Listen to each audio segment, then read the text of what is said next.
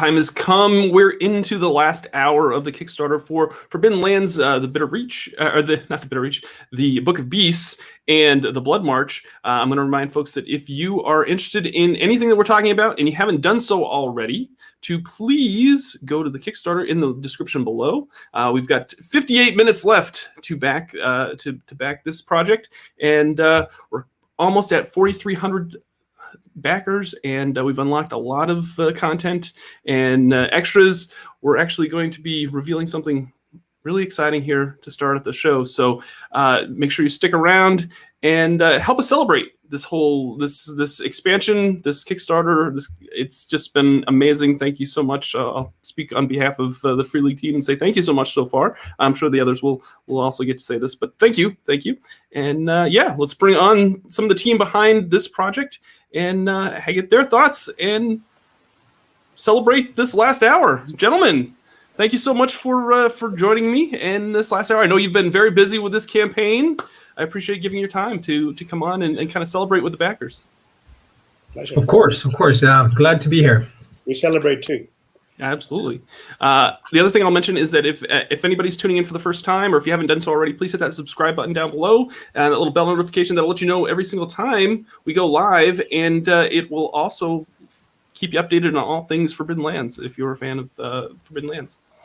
Gentlemen, would you like to introduce yourselves while we've got everybody here and on screen? Mattias, I'll let you go first. If you want to tell folks your role in this project. Yeah, I've been running this Kickstarter from a Free League side, the more practical side of it. I'm also involved in both of the projects or products, the Book of Beasts and of course the Bloodmarch, more from an editorial side, giving feedback and making sure it all comes together. So, but mostly lately I've been handling the Kickstarter itself. That's what I've been doing. Very good. Erik, you want to tell folks, tell your folks your role with this project?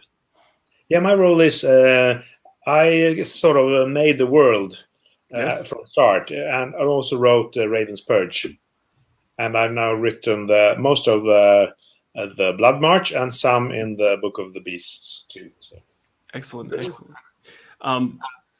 Before we start, let's talk a little bit about. Do you have some news you want to tell folks? Do you have anything you'd like to tell the backers and the supporters and the folks that are watching right now, Mattias? Sure, of course. Well, we've decided that with all the great fans we have and we're in awe of all of you guys. We've decided that regardless of how things go, this last hour we're going to unlock the solo mode and adding that to the Book of Beasts. So everybody will get that digitally or physically, depending on what they've pledged. So I hope everybody's super happy with that. We are really amazed with the support we've had. So we're more than happy to add this to the to all the unlocked stretch goals. So 21 of them we'll have unlocked when we're done. So that's amazing.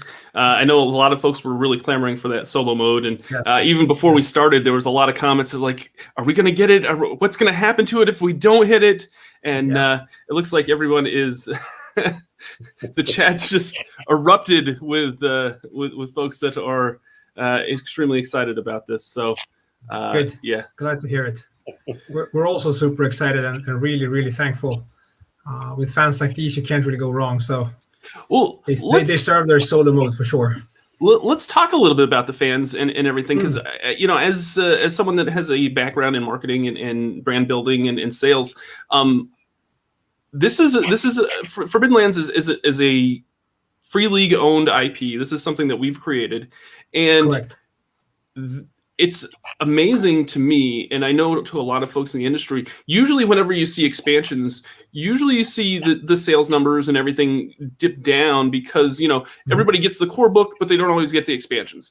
But with this brand, you seem to every single Kickstarter exceeds in the number of backers, exceeds in the number of funding. Like that's got to be super rewarding as both a publisher and as creators and as authors. Like, how does that make you feel? Like that's going to be something really special for you folks. Erik, you want to go with that one? I think it's totally awesome that we hit 3 million. I never believed we would do that. So it's really inspiring for me as well. And I'm starting to think about the next expansion, which will probably be south in Alderland, connected to both Ravenland and Asleen, the Bloodmarch. So I'm really excited about this, and I keep following these figures. I wake up at night sometimes, I look at the watch. Okay, 3 o'clock, and I look at the count. So it's really great. Yeah, I think it's of course it's a mark of quality when you can do that. The game system is really robust, and the world that Erik has created and others contributed to is amazing. So people just want to go back there and see what's behind the next hill, so to speak.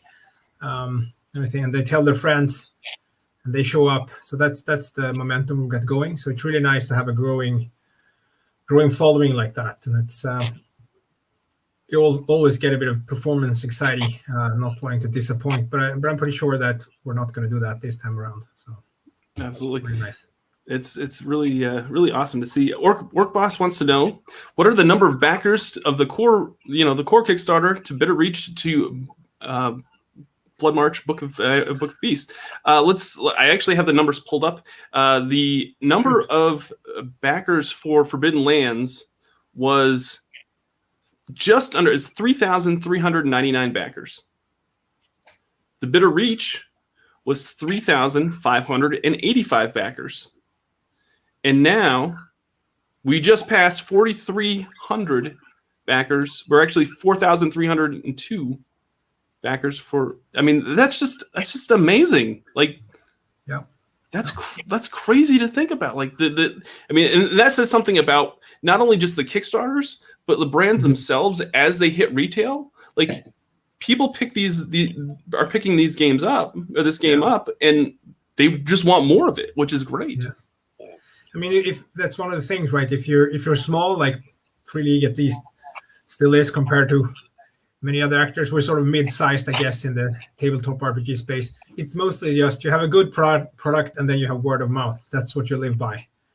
You can do marketing to remind people that we're doing something new. Just pick up some people who weren't necessarily paying attention or following our email or social media accounts, whatever. They can get a chance to see it. But other than that, it's people who like the game and tell their friends. That's what it's all about, which is and I think it shows in the comment section as well. There's very little people are really helpful. They help each other out when we're sleeping over here in Sweden. They're giving each other tips about how to do stuff or what we said and all that, and of course giving us feedback as well. We've gotten a couple of at least 2, maybe 3 moves we made during the campaign has been due to feedback we got, like, these guys are actually correct, like, let's add this or change that, or to tweak stuff as you go along. So they keep us honest in a sense as well, which is of course excellent. And also, I mean, I'm working for a Free League. I'm not part of Free League. I'm a freelancer. So I like to say, I think Free League is also have a very good customer relation and very responsive to people. And when like Mattias says, when something comes up that this is probably a good idea, or we made a mistake there, well, we try to correct it. And I think that's a very good approach. That also makes for, I think, a growing fan base. If you put your elbow in the face of people all the time, which some companies do, no names, I mean, then you get what you deserve back. Yeah, absolutely. And that's one thing that I will I give credit a lot of credit to Free League, not just because we're all Free League associated, but like being someone that backs a lot of games on Kickstarters. Free League does a great job of communication. Like, even after this Kickstarter is over, I'm going to just address the audience that's watching right now. Even after this Kickstarter is over, that's not the end of this Kickstarter. That's just the beginning. Like, Free League will keep in contact with everyone that has backed this project and let you know what's going on, what's in development. If there's anything that pops up, they're like, hey, this is what we've run into, just to let you know. I mean, that's very, very rare on that platform, and it's really, really nice to see that you all do that. We do our best. I'm just gonna look down at my keyboard for a bit and unlock the solo mode. So I need to do that before the campaign closes. Otherwise, we can't do it. You're excused. Yeah, I don't. Yeah, there's probably only a few people that are excited to see that graphic go up. The thing is, this approach that Free League has concerning the customers, it's to me that's very much like gaming is. I mean, you start as a game master, you don't know what will happen, and you respond to it. That's the way a company should do as well. So it's the natural way to go. And also me as a writer, if someone comes up with a great idea, I talk to them and I listen to them and I try to incorporate that. I mean, that's the way it works. Makes it funny for everybody too. Yeah, it just shows that you care about the folks that buy into your products. It's just it was one of the things that even before I donned the Free League T-shirt, I was a big fan of, and I just want to reassure folks that maybe are on the fence about Kickstarter and everything that's something that I was really a big fan of even before that. Excellent. Let's see if anyone has any questions about this Kickstarter for Forbidden Lands in general. Let us know in the comments. We're here for about a little under 90 minutes now to talk all things Forbidden Lands, and let's also talk about some of the rare items that are in this Kickstarter, like the cloth map. This is an incredible fabric map that backers can only get through this Kickstarter. It's huge, and it's really nice quality. I have both the other two maps, the Ravenland and the Bitter Reach maps, and man, I'm excited to get this third one. And I think I said it during our initial stream. I think eventually I'm going to have all my walls covered with cloth maps here at some point soon. Can you use them, Doug, or do you just have them as decoration? I just use them as decoration more than. I mean, you could use them if you wanted to, but they're just so nice. Like, yeah. Let's get to some of the questions. Wabaduk asks, why no new careers? Have you ever considered new races? I can answer that. Sure. First, I think I told Free League on a pretty early stage that I personally don't feel that I have to introduce new careers for this campaign or setting. But if they want to do that, they can do that. I mean, it's not finalized yet, so we might listen to advice still. I saw one remark here that I encountered before too, that why new magic schools? Why not a druid school? I think that's a valid question, and we might reconsider that. Perhaps one of these are druids, as said. I'm not very good at the rules, but I think it's a valid remark. So we'll do what we feel is best for the campaign, basically. Right. Omanal asks, can I hold up the previous cloth maps? I can't, because there's two reasons. One, there's no way I would be able to hold it up on, like, it's literally like huge, and there's no way I could hold it up in this little booth that I'm in. And two, that they're actually packed away because I'm in the process of moving. So yeah, that's a kind of an epic fail on my part. I apologize that I didn't anticipate that. So Joel Bloom asks, what was the thought process on the whiners? What is that? Whiners. So they're a small creature that everybody hunts because they are valuable for. Well, the word is that they will grow. Their meat will grow gold if you put it under the skin, or you can get health and potency and stuff if you eat their meat. Well, the thought process. I'm always looking for twists. I think on things that the whiners were already there. The picture was there when I started because as you know, I started from the pictures of Nils Gulliksson. And the whiners were there, so I had to do something with them. And I came up with this race, and I thought it's a pretty brutal story that everybody hunts them to use their meat. Perhaps too brutal. Some think so. But also, I like to picture real conflicts and problems that sort of we encounter in our own world, moral questions. And I think concerning the whiners, I think that's a very good moral question. Will I use them? Will I inflict pain on them to gain something? Well, that's what you have to ask yourself, I suppose. Perhaps, I don't know if you can specify the question. Do you think they shouldn't be there? Let's see if Joel can let us know.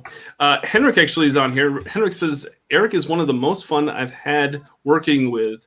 Yeah, that's very Henrik. Creative. So Henrik, for those of you that aren't aware, Henrik is the gentleman behind. He's the artist behind the books. And let's just throw some of his art up here. And Erik, how he said it was a joy. It was a joy to collaborate with him. I would assume that getting to see this art as you kind of collaborate together must have been pretty awesome.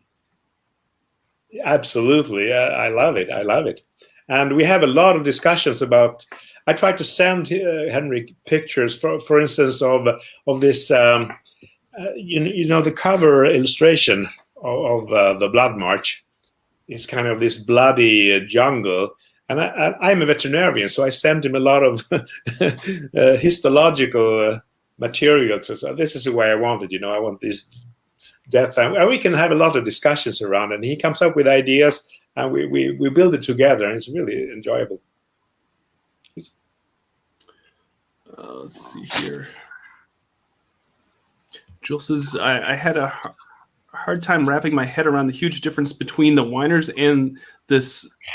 I'm going to mispronounce that. Which was the original creature for the art.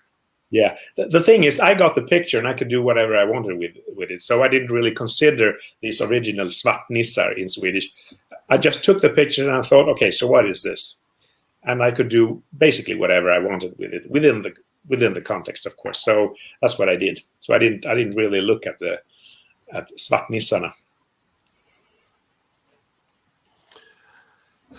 Bill asks, hello, Bill. I asked this of Tomas in the Twitch talk earlier this week, but after the backer store opens, which is the backer kit, we'll talk a little bit about that in shortly. After the backer kit opens, will the digital books for older projects that he pledged to get the starter box, will they become available?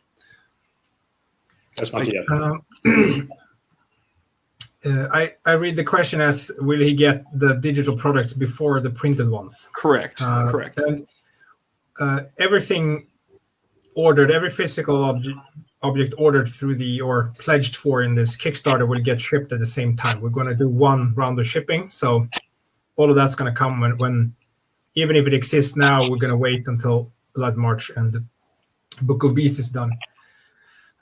We're going to send out PDFs before then, so digital copies will go out before then, but they will also have to wait because we need to do the full pledge manager so everybody can confirm their pledges and they can choose language or they can do add-ons and stuff. So not before the pledge manager closes. When that is done, we know who really ordered what, and then we can start to send stuff out. Sure. Do we have any timeline as far as when you think the pledge or the pledge manager will go out after this Kickstarter? Well, I know when it. I guess he wants to know when it ends because that's when we're going to send out the digital stuff. So It's gonna. I'm assuming we'll open it closer to the holidays or whenever when have wrapped up the Kickstarter, and then it's going to go for a bit into the spring. So early spring, I guess we'll close it and send stuff out. Okay. Very good. Very good. Let's get to some of these other questions here. Let me know. Henrik says a lot of interesting photos that I put on screen there. So let's talk a little bit about the virtual tabletop modules for this campaign, because not only did we create did we put out two physical books and products, but we're also creating 2 virtual tabletops for Foundry, 2 virtual modules for Foundry. Yeah. Do you want to talk a little bit about that and what how those got unlocked and what folks can expect with that stretch goals that were achieved?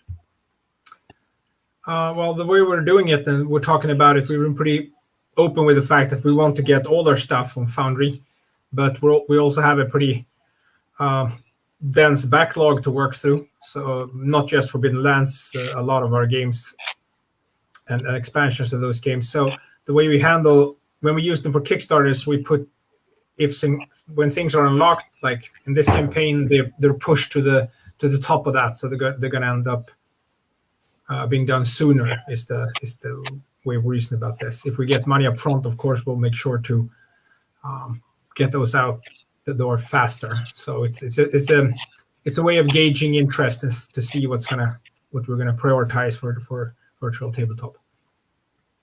Yes.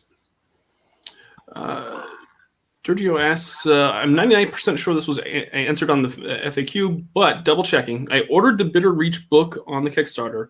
Will that be coming along with the map and cards? Yeah, this is one of those where we realized that we were unlucky when we were thinking. I prefer that rather than say I was stupid. But because we only had the book originally, and that's what the text says, because we can't edit item texts when the Kickstarter has gone live. But I hope everybody got the message that we promised to send. If you order Bitter Reach as an add-on, you also get the map, the stickers, and the cards that came with that product. So that's one of the things that of course, no added cost. We just added the stuff there because the Bitter Reach should be played with a map and stickers and cards. That's how it's supposed to be played. So that's one of the. So thank you, Hive Mind, for helping us see the light. Now, is that going to be for just going forward with Free League? Is it just for regular retail as well, or are we going to package in the map and the cards along with the book, like as far as a retail product? In our store at present, you can choose to get only the book or a pack. Right. So I guess we'll keep that. It's easier since then people can pick individual items more easily. But it's more for the Kickstarter where we decided that if people go for the Bitter Reach, they get the full package, not just the book, but the extra material as well that adds to the experience. Excellent. Will would like to know, sorry if it's been answered, but what sorts of things will solo mode include? Well, we just unlocked it, so I guess we have to do it now. No, but a more serious note, we of course want to make sure it's not out yet, but we have a solo mode for Twilight 2000, for instance. So those of you who have seen the PDF versions of that know something. It's gonna be tables. It's gonna be stuff that can replace. You're gonna play the same game, but you're gonna play more with even more random tables and stuff that can sort of replace the GM, since you're basically GMing yourself in solo mode. So that's the only thing we know. We of course made a quick draft. See, can we do this and do justice to the promise? Right? We don't want to promise anything and then see that maybe it wasn't such a good idea. But we think it's a good idea, and it's mostly going to be driven by more, tips and tricks and random tables. I guess is the way to go there. Very good. Will also would like to know. Will those maps, stickers, does that include in the completionist bundle or only as an add-on? Yes. Whenever you get the Bitter Reach physical book in the Kickstarter, you get the map, stickers, and cards as well. So yes, in the completist bundle too. Edmund would like to know, hooray for solo mode. That seems to be a trend in the chat, which is awesome. Good. Glad to hear it. Yeah. Can we do it on Foundry? That's not unlocked, and it's not in the. It would be far down the list of priorities. I think we need to get more modules up there, but it's actually a good idea. I'm taking note, but I'm not promising anything. Very good. Christian says, "Thank you so much for creating such a fantastic game. Our group is doing our 54th session this Sunday. How is that? Like, I love hearing that. I wonder how far they got in those 50. Yeah. And how many PCs they've gone through if they have the same party. Right? Yeah, Christian, let us know. Imagine, I would love to see that map. Like, that's the one thing that I love about this game. Like, I love like this like legacy map that you create for like any campaign that you make, because it's going to be so unique to everybody else's map, and you're basically creating the world all by yourself. And I would love to see that map after 54 sessions. So, Erik, you've already got ideas for the next expansion. Yeah, absolutely. I'm trying to, keep my mouth shut. That's my big problem right now. But they sort of come of their own, actually. Yeah. But they will connect. The next campaign will connect to both Raven's Purge and the Bloodmarch. What's the name of the campaign in English, Mattias? Is it Legacy of Horn? Yeah, Legacy of Horn. Yeah, Horn being the volcano god, of course, that you encountered in Ravenland as well, or heard about.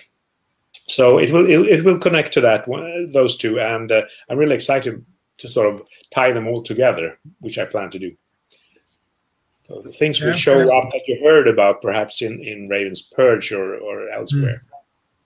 I think that when I read Erik's stuff, I feel like all the bad things really come from Alderland. That it must be a nasty place. If you look back, all the really horrible people or bad things come from there, one way or another. They're either directly from there or an effect of something that somebody from there did. That's sort of So I'm looking forward to that module. That's going to be great. Christian followed up and said, "We're still on Raven's Purge. Two artifacts gathered." Only one original character left. Was this the 54 session? Yeah, this is the. So they used a lot of those. They used a lot of those tombstone stickers all over the map. That's nice. How it should be. I always was always like, how can you play 54 sessions? You're going to be dead many times over. But they obviously know what they're doing. They must have had to go back and get another sticker pack or two. Yeah, exactly. Weird. We should sell one with only tombstones. Right, have like 100 tombstones on it. Let's see here. Effect, which if you're not listening to the Effect podcast, you should definitely give them a listen. They make some great quality content. Most of it's centered around Free League products and actual plays. Effect would like to know if the original map and sticker pack will come in stock. A patron asked whether the original map and sticker pack will come back into stock as a separate item. We're actually looking into that. So that the ambition is to add that as an add-on for the Pledge Manager. So those who've played Raven's Purge, I guess specifically, but several times might want to get new things. So again, we're talking to printers and all that. So it's practical details, but the idea is to do it, and hopefully for the Pledge Manager. I'm not saying guarantee that, but that's the idea. And also note that you can put these maps together and play all over Ravenland and Selene and the Bitter Reach too. So I hope somebody will do that. Yeah, exactly. Let's see here. Edmund is talking about how my players are playing as kids in Tales from the Loop that take portals to Forbidden Lands. Well, that's kind of interesting. That was cool. That's a cool idea. That is pretty neat. That's really a really Stranger Things way to play, right? You play two games. No doubt. One where you're afraid of dragons, and one you're afraid of your parents, I guess. Then, I don't know which one I would be afraid of more. Yeah, exactly. And quite often you're not really sure what world you're in. That sounds like a cool game. I do love the creativeness of the Free League games community. Like there's so many great folks that there's great communities online, and they're just so creative and they love to homebrew and just give suggestions. And this is a great example of that. If folks would like to join, I know there's a few Facebook groups, but I know that Mattias and Erik, you're very, very active on the Free League forums. that we have on the freelypublishing.com website, and also there's a few Facebook groups that our folks can. But if folks would like to give you some feedback, or pick your brain about certain things even after this campaign is over, where should they? What's the best place to reach you online in some of the communities? I think the forum is good. Erik is more active there than I am, and he likes to talk. He often teases, or I think you test ideas. I think that's what you're doing. You're not teasing. You're throwing out. I'm an old game master. You must remember You're a that. game master, so you're basically just putting traps everywhere. Exactly. So yeah, exactly. But you can talk to. We answer there, and of course, it's a more concrete question. It can be social media if it's shorter, or rather, the answer would be shorter. I think it's suited. And if it's related to Kickstarter, of course, ping us directly, either comment or send messages. You can keep doing that after the Kickstarter closes if it's more related to your pledge or products or what. But if it's world related or more sort of in-game content related, I think the forum is a really good place. Yeah, I read the forum and the Facebook group too. So that's. And Mattias said, Erik, said that you're teasing folks with like ideas and everything. We all know that's sneaky marketing. That's basically what it is. You're trying to hype up the fan base. Guy too. You must remember that. I worked as a marketing guy too. Yeah.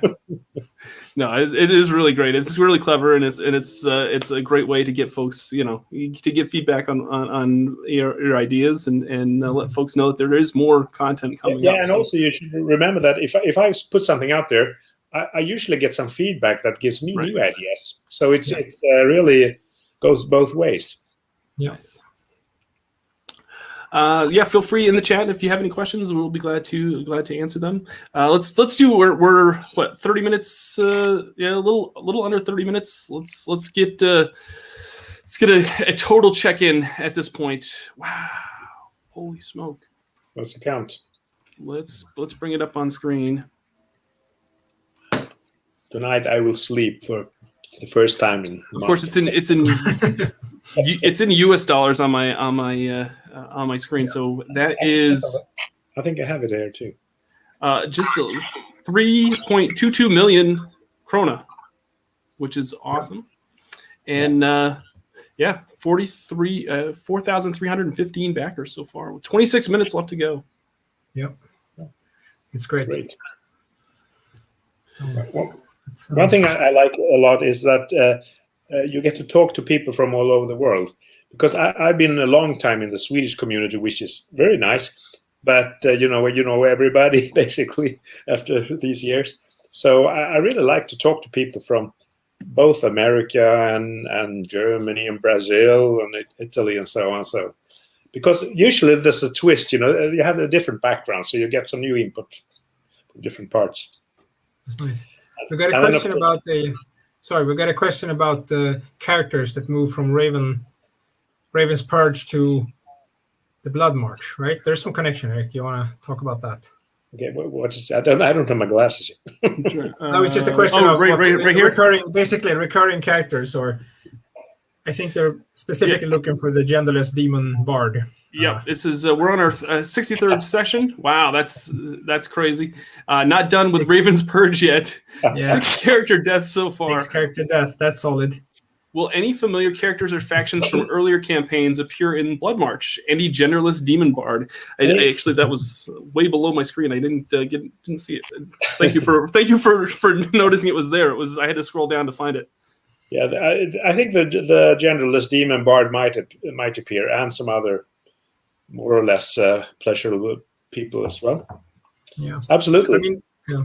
But they're sort of thematically they're linked, right? We talk about it on the Kickstarter somewhere. It's that if you Raven's Purge is basically, we assume it has happened before the events of the Bloodmarch. Yes. You don't have to play it like that if you don't want to, but yeah. But if you're going to play both, we suggest Raven's Purge first. Yeah, or you can jump in later and just assume that Raven's Purge has played out. Yeah, so you don't have to. Yeah, you could probably play it the other way around as well, but the game master would have to do some. Then you have to make some twists, I think. Yeah. Yeah, exactly. Yeah. So we're basically pushing the history of the world forward with each campaign. That's awesome. Erik, will Otterland resemble Tracoria? Tracoria, that's another setting I made, which... well, in some ways, I suppose. But the thing is that Tracoria is a Renaissance world, which is about the year 1500. And I picture all the land to be a little more civilized than Ravenland and Aslin, but more like early medieval or so. So it's not really the same thing. Yeah. So, but I mean, you will probably recognize things, yes, if you played in Tracoria before that. Yeah. More in style, perhaps. Exactly. More tone than detail. Yeah. I've heard rumors of civil war in all the lands, so we'll see. Probably a pretty grim place to be. Yeah, I think it's been published actually on the forum. I think so. I think we talked about that. Yeah. And one of the stretch goals in the campaign in this Kickstarter was a world map with rumors from the rest of the world. Yeah, and I think that rumor was from that idea we had. Yeah, exactly. So we just have to come up with other. That also talks about all the land a bit and the precarious. And there will be key players from all the land in Aslin in the Legacy of War.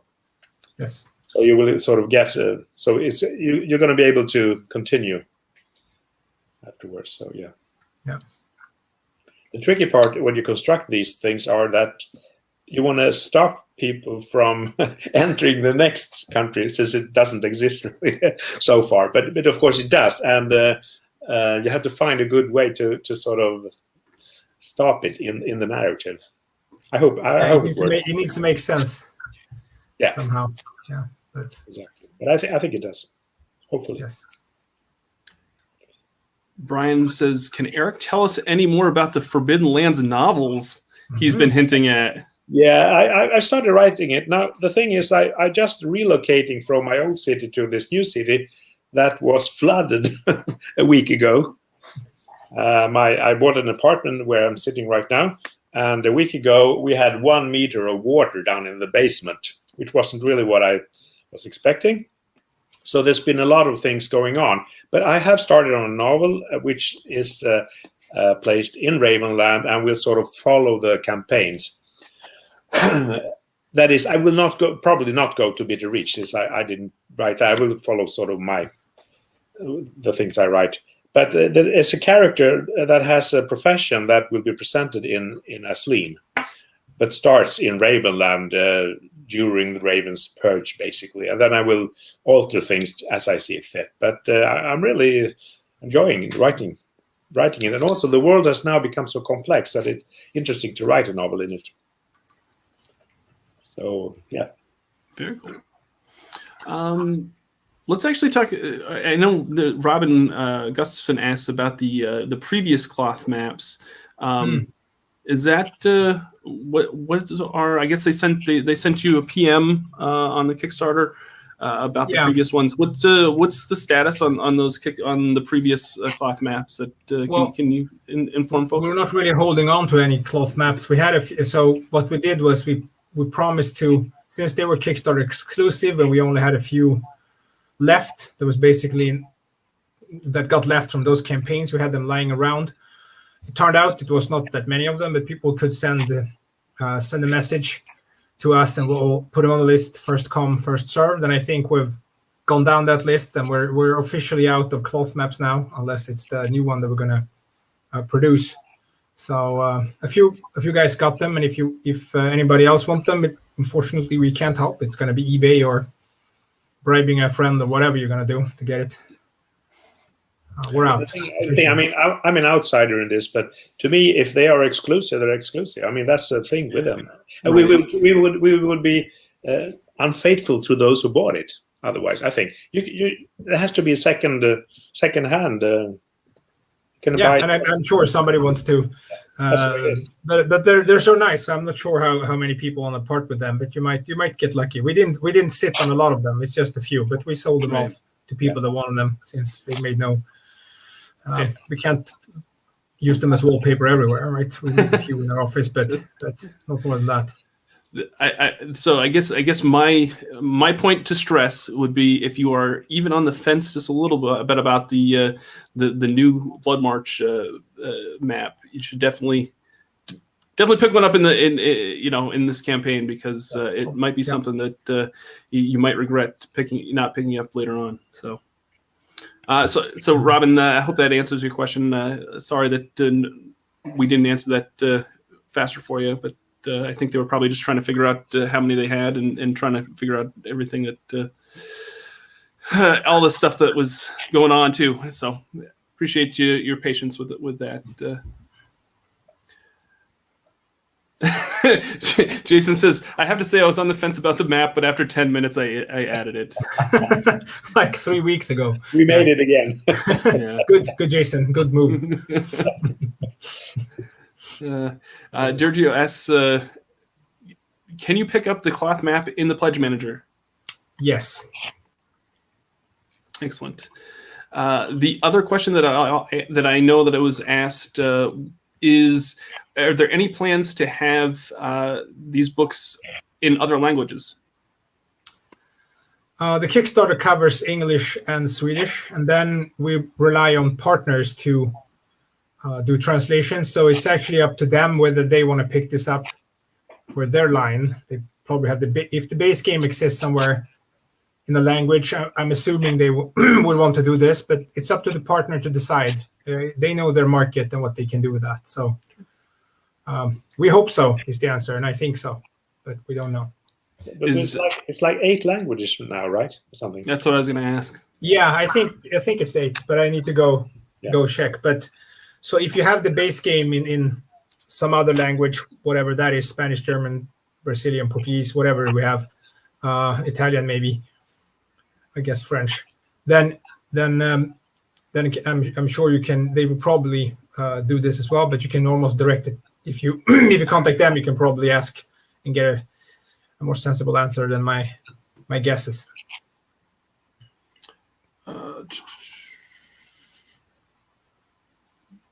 What's the page count of each of the 2 books in this Kickstarter? I'm sure it's increased as this Kickstarter unlocks stretch goals and so on. But do you have any approximate? Well, I think the Bloodmarch is going to be somewhere between Raven's Purge and, I guess, up to Bitter Reach, if that helps any. Because we need to add. Bitter Reach has some world info, and the Bloodmarch does too, since it adds the Bloodmarch, or Asleen, as it's also called. So somewhere close to the Bitter Reach. Book of Beasts is not entirely sure yet, because most of the stretch goals that we added went into Book of Beasts, and they're not all written yet. So I would hesitate to. But we count it as a sort of a third core book, together with a player's guide and a game master's guide. So it's going to be a sizable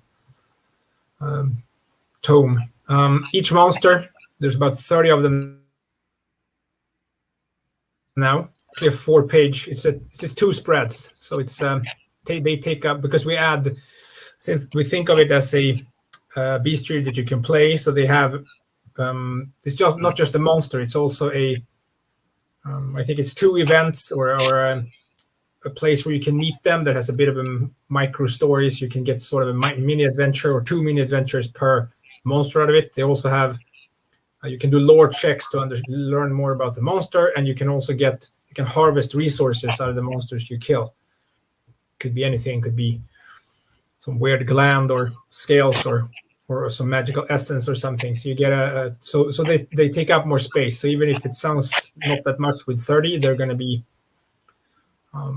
they're two spreads per monster, rather than just the one, which is more what you see in the Game Master's Guide. You can also collect bite marks. So you can also collect bite marks. You can collect bite marks. Yeah, all sorts of terrible things. Again, you need to survive to get the resource. That's also true. Yeah. That's the risk and reward thing that I think a lot of people love with Forbidden Lands. It's definitely. Yeah. James actually has a question. It says, it is difficult to imagine Forbidden Lands without the Year Zero engine. Why do you think they work so well together? Well, I think if you looked at, I think Mutant Year Zero was the first game to use the Year Zero engine, hence the name. They have some similarities. It's hex scrolling on a map, even though one is post-apocalyptic and one is, I guess, Raven's Purge is also post-apocalyptic, but in a more fantasy setting. And it's a survival game at heart, which is what Year Zero does well.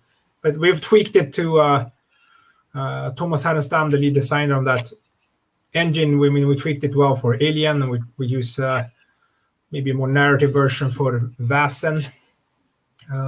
So, for instance, and if you look at Twilight 2000, it's more a hardcore, again, very survival-focused game. So it's not really limited to a specific setting. You can do a lot of stuff with it. It's how granular you want to be.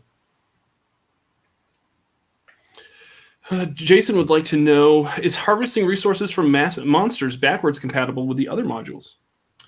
At present, no. It's the new monsters that get this feature, not the old ones.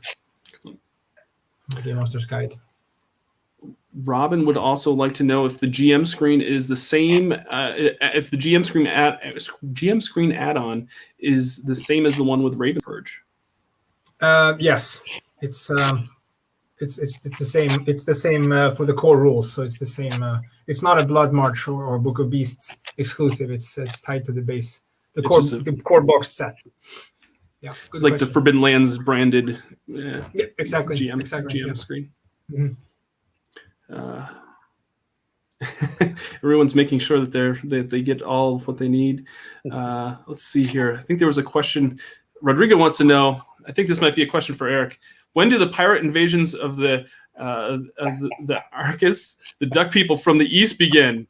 Yeah, that's relating to the old Swedish game, Drakar och Demoner, which is dragons and demons. Yeah. And there were ducks there, sort of the Donald Duck type.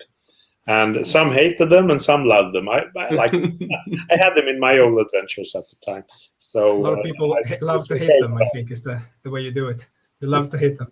It's actually we got it out of the Drakar Demoner, the Swedish game, got it out from RuneQuest, I think, from the Glorantha world, where there's some sort of duck city or something weird.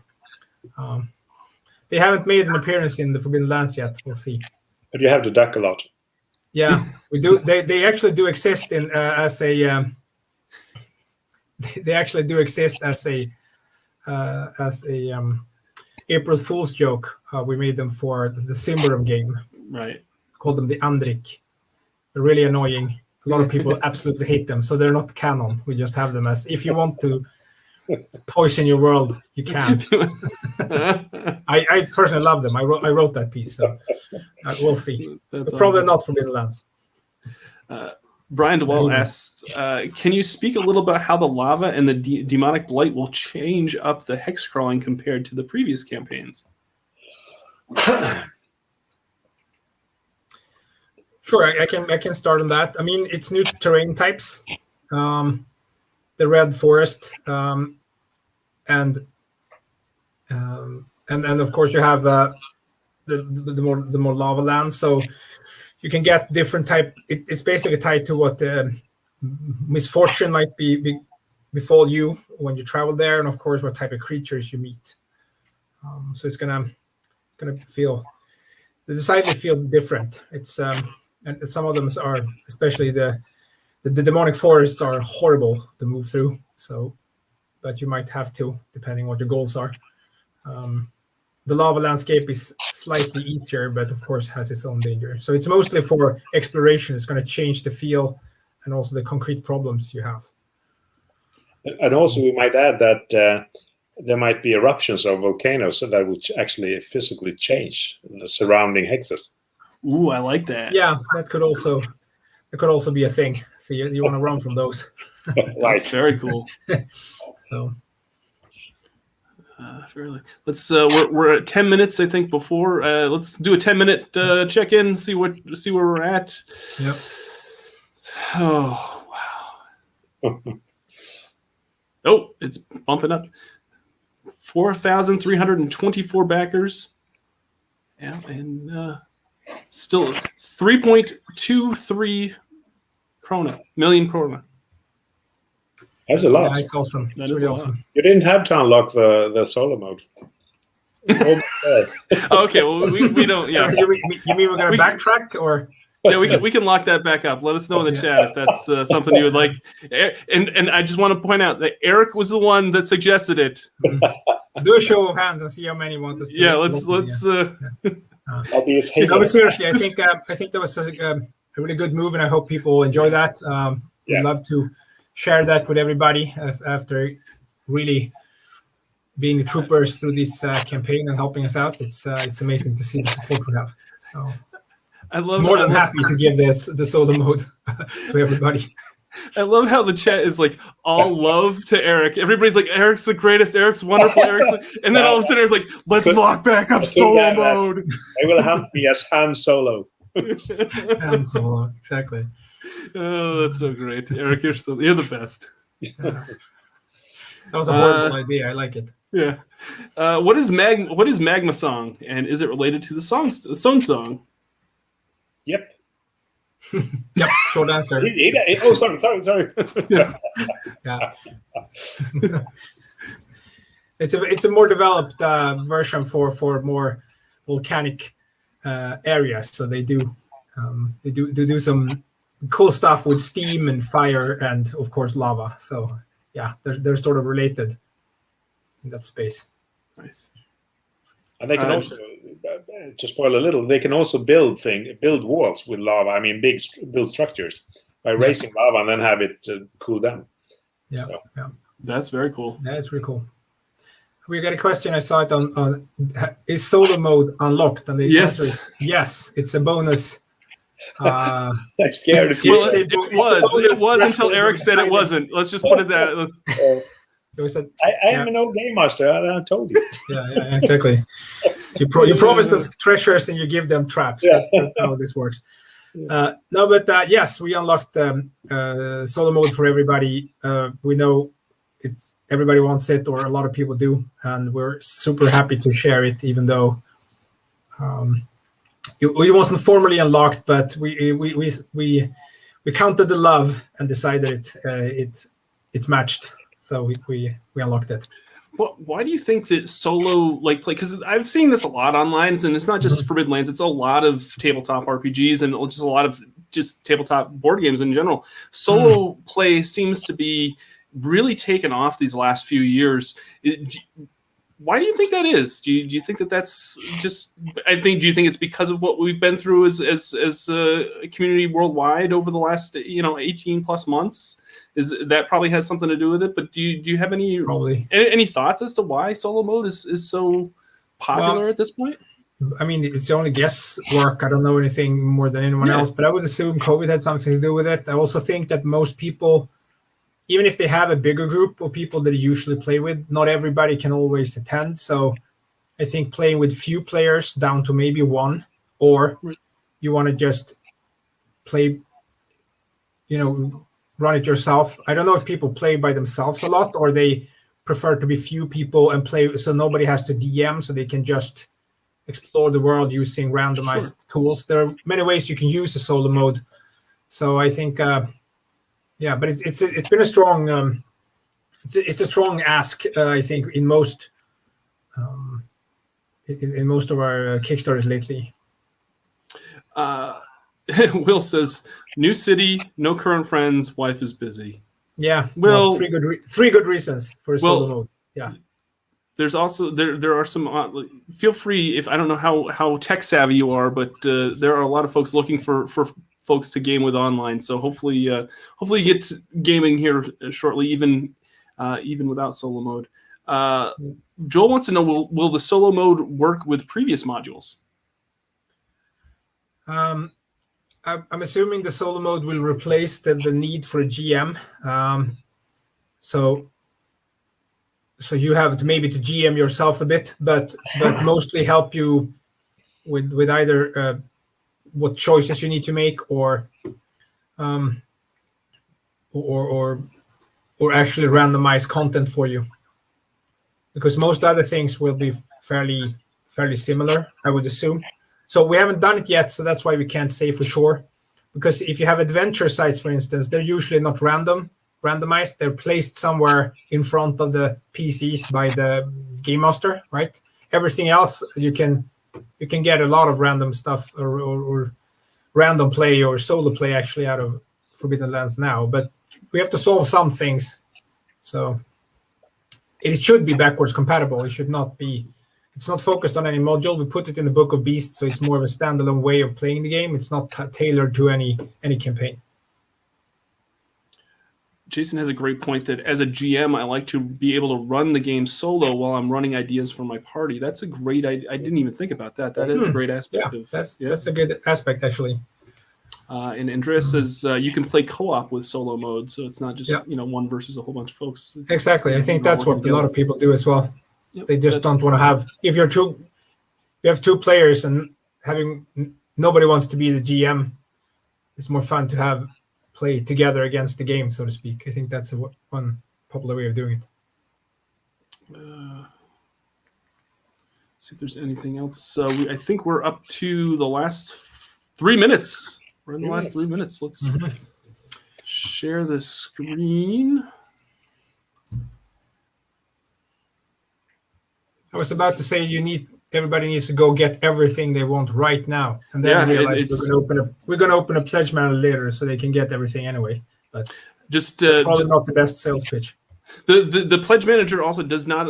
I was going to say it does not unlock the stretch goals, but we've already unlocked the stretch goal. Well, no, because Erik locked it back up. Never mind. So definitely go back and pledge so that Erik can unlock that. No, I'm just kidding. Solo mode is unlocked for folks that were looking for it. We're really excited. For sure. And we're really grateful for this community. Look at that, 4,300 backers. That's 3.24 million krona. Yeah, that's nice. I mean, it's amazing. We have a superb community on this. It's fantastic. Just the amount of backers that, like I said, to start the show, to see the number of backers just increase over each expansion, because like I said, in retail, that's a rare thing. Like usually, when you do an expansion, you get like a quarter of the sales. People pick up the core box set, and then they might pick up the expansion later on. But to have so many folks that just keep wanting to dive into this world and be a part of this product line is just amazing. I'm wondering how many games have been sold, apart from the Kickstarter, but perhaps that's a confidential item. Yeah, I mean, we of course kept selling games, but since we do Kickstarters with regular or maybe irregular intervals, you get a sense of how active the community is, and I would assume that people who back stuff on Kickstarter are often more, maybe slightly more hardcore fans than the average player who might have the box or not, right? But still, so it's more I think it's a more good measure of what the strength of the community and how strong the core community is, rather than the reach of the game, even though they relate. Oh, we're down to seconds now. We're down to seconds. I don't know why I'm a bit nervous. I'm not really sure why. Jason has been waiting for this one to go all in on Forbidden Lands. Love supporting this company. Thank you, Jason, so much. We greatly appreciate that. That's very kind of you to say. Yeah. 53 seconds. I got to get my my celebration graphic once we hit the. You're right. You should. No, but I think this concludes a very successful campaign, and we're super happy to have everybody on board. And now we just have to get back to get our goblins to start working, so we can get everything done. I hear you, Mattias. I was going to say, I gave you a chance to dodge that, but you took it. Yeah. I think it's been a pleasure to work with this project too. I mean, and also to talk to everybody out there. It's great inspiration. 9 seconds. 7, 6, 5, 4, 3, 2, 1. Ah! Oh, the graphics. There we go. I spared no expense for the celebratory. You used the entire marketing budget. I did. Yeah. There's a chromatic dragon there. So let's see here. It is 4,399 backers, or 4,339 backers, sorry, and 3.24, just a little over 3.24 million krona. Yeah. That's amazing. Thank you so much, folks. That's great. Fantastic. I'm looking forward to hearing people play now. So it's going to be a long way. Yeah. Henry is giving me a hard time about the graphic too. Yeah. That's all right. Yeah. As he should. Everybody is very excited, and looks like even Tomas is woohoo! Woohoo! Thank you, Thomas. Tomas, there's so many. It's so great. Thank you so much. Look at all this. This people are just celebrating. It's great. It feels. Thank you so much. Let's see here. Awesome. Now I get to work. Exactly. Thank you, Tony. Yeah, Totally. So Yeah, wait, now that's that, like I said, just because this Kickstarter has ended, that doesn't mean that that's the end of the line. This is just the beginning for the community, for the for us as a company. What Mattias, what are the next steps after this? I'm sure you're probably going to go home tonight. You're probably going to sleep very well, Hope so. and then. What are you doing first thing tomorrow morning after this Kickstarter? First thing tomorrow morning, I'm reviewing some of the early chapters in the Bloodmarch and might send some questions to Erik. When he's got his pumps working, getting all that water out of the basement. I'm really sorry about that, man, by the way, that happened to you. But when that's done, there's some work to do. Henrik Rosenborg, who popped out on the chat, probably has some monsters to pen as well, to get some ink on them. So everything, of course, gonna move along. And then as soon as we're closing in on we have some rough draft. We're gonna start to do some play tests and have first readers and everything come in and say that all the smart stuff that we did is probably not so smart. So we're gonna do some reworks. That's how you do iterations on this a couple of times. So. Erik, it's all good. It's all good. Erik, what about you? What are you, now that you've seen this? Now that this is all, you've stopped hitting the refresh button on your computer or keyboards. What's the next thing you're going to do tonight or tomorrow morning after getting a good night's sleep finally tonight? I do have some stuff on my to-do list for the text. There are some small parts missing there, so I get these assignments by Mattias. And then when I'm done with those, I suppose I'll be involved in the translation and also in the tweaking part of this campaign. And then I'm starting to think about the next one, and also on my novel, of course. But first thing tomorrow morning, I'm going back to my old house to empty it and clean it up. I have to be out of there in a week or so. I mean, the timing must have been. I mean, you're moving and having a Kickstarter all happen at the same time, Erik. That's a lot going on. My oldest daughter is waiting a child any day as well. So wow! Congratulations. There's a lot of things happening. Congratulations. That's good. Keeping busy. That's nice. Keeping busy. Absolutely. Yeah. Absolutely. Let's see here, Mattias. Now with. Previous Kickstarter, freely Kickstarters, we've released an alpha or a beta PDF once. Is that still the plan for these products as well? Should backers anticipate any type of? They should. They should. Okay. We're definitely going to release an alpha when we've done some. We need to run through it. We need to finish it and then do a couple of iterations on it. And then it's time to send it out. So we're not sure. I'm not really sure when that will happen. We'll get back to everybody. But I would assume it's going to happen on the other side of the holidays. That's most likely. And we're going to send out both books, of course. It's going to be both the Bloodmarch and the Book of Beasts. We sent out. Joel says 6/6 on the crit table for the wallet, but a great treasure for sure. Sorry about that, man. Yeah. Cyber Shaman X says it's so cool being a small part of helping bring this awesome material into the world for others to enjoy. It's cool for you, and it's cool for us, and we really greatly appreciate how folks really get behind and love and want to support the things that we do, and that's really, really great. Yeah. Henrik says he's drawing as we speak. Good, Henrik. Yeah. Good. The goblins don't ever are let the pen down. working. That's great. While we have, Effect has a question.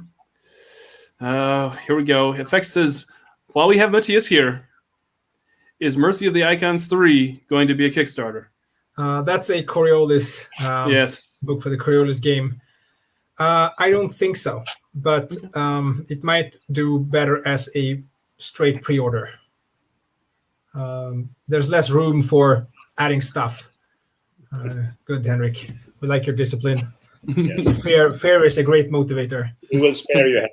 No, but Mercy of the Icons Part 3 will most likely be a pre-order. That's kind of product that would make a lot of sense. Just we know what we're gonna make, so there's not so much room for adding content that would turn it into an interesting Kickstarter. Yeah, Effect says Part 2 was a pre-order, so yeah, exactly. So let's see here. Will says would love to see more completionist bundles through though for your other games. Yeah, that's it seems to be people enjoy it. It's always hard to know how many people pick up. I guess either new people coming in wanting all of it, or people who've had the core box set for quite some time and it's starting to fray at the edges, so they just might want to get up with new stuff. So it's not a bad idea. Yep. All right, let's. If there's any, we'll take some last few questions and then we'll sign off. Mattias, you mentioned the Free League forums. If folks, I'll mention the other thing that if folks aren't following Free League on social media, that we should definitely feel free to do that. You'll keep up to date on all things that we go. We do have an Instagram, Facebook, Twitch, Twitter. And of course, this YouTube channel. This YouTube channel has been a great avenue to be able to connect with folks while we haven't been able to get to see folks face to face. So we really greatly appreciate the community that's kind of come around and formed here on this platform. Is there anything else you would like to say to folks, Erik, before we sign off? Would you like to say anything to the community? Well, things might not be what you think they are. Okay. No, it's going to be. I'm looking forward to this. We'll do this together. That's the way I see it. Cool. Mattias, how about you? Would you like to say anything to the backers of the community? Super interested to hear later when the products come out and hear what people think about Erik's shenanigans and all the beasts we're going to unleash on the world. But right now it's mostly just super happy with the Kickstarter and the community around the game, and how everybody helps each other out and pitches in to make us deliver really cool stuff. It's awesome. Just the last few questions. Joel asks, has Erik ever considered writing anything for Mutant Year Zero? Not really. No, I can't say I have. No, it's never been brought up. I never played Mutant to begin with. We need to fix that. Yeah, definitely. The question was people in the chat: is there virtual tabletop support for the smaller books like Tower of Quetzal? Just curious, as we start our Bitter Reach campaign online, are there modules for? No, Foundry and all those? I didn't think so. No, it's the core books, and then we try to get the campaigns up. It's one of those things where we would love to have all of it there, but we also need to prioritize. So we go by what we think most people will enjoy to get it up there first. So some of the smaller stuff is not up there. Do you have plans like later on down the road to have that up eventually, or is it just kind of We also seem to produce more games as time go by, so it does seem to be a problem. We just add stuff to the list, so we'll see what the burn rate is if we can ever catch up. So I don't know. It's not up there yet, and I wouldn't imagine it's going to be a high priority. It's one of those smaller, pretty cool Pretty cool book, but not necessarily something we're going to focus on now. Erik, if folks would like to connect with you more online or follow you on social media, is there any places that folks should go? Are you do you have Twitter and or any social media? No, I don't. I basically what I do is I use Facebook, of course, the group here, and I also have my own as a writer, Erik Granström, and I do have a blog. I haven't written that much on it. I did that a lot before, and I'm probably try to pick it up again now that I start writing a novel. So because it's really good to interact with people, and you get a lot of good feedback. So, but if you stay here on the forum or on Facebook, that's sufficient for me, and I'm happy to talk to you. Very good. All right, I think we're 10 minutes past our countdown. So I want to thank everyone that joined us. Thank you to all the Kickstarter backers. Thank you to the community. Thank you to everyone that made this campaign successful.